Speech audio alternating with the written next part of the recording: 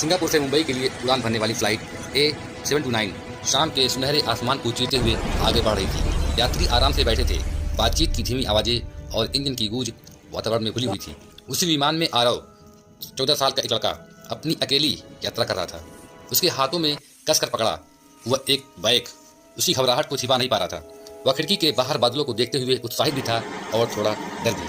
पहला 1 घंटा बिल्कुल सामान्य गुजरा, फिर अचानक धाम एक जोरदार झटका लगा। सीटें हिल गई, ट्रे टकराई, यात्री घबरा उठे।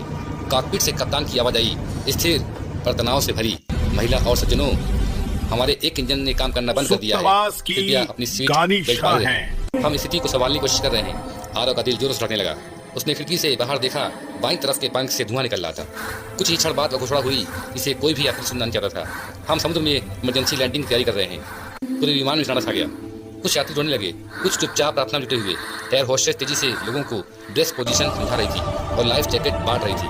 विमान धीरे धीरे नीचे आ रहा था। नीचे फैला हुआ अथाह नीला समंदर मानो सबको निगाहें लड़ाई तैयार कर रहा। आरव ने अपनी आंखें कसकर बंद कर ली। धाम! एक बेहद तेज आवाज आई। विमान पानी से टकराया, उछला, डगमगाया और अंत में लहरों पर चलता हुआ रुक गया। कुछ सेकंड सब कुछ खामोश था। फिर लोगों की सांसें लौट आई।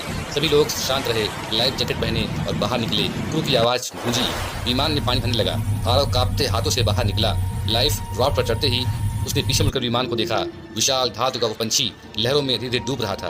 क्रू की सहायता से सभी 189 यात्री बचा लिए गए। सूरज की आखिरी किरणें चमक रही थी। आरव ने सोचा, कभी कभी जिंदगी हमें मौत के बिल्कुल पास ले जाकर फिर से जीने का मौका देती है। उसने गहरी सांस ली और पहली बार समुद्र की तरफ मुस्कुराया।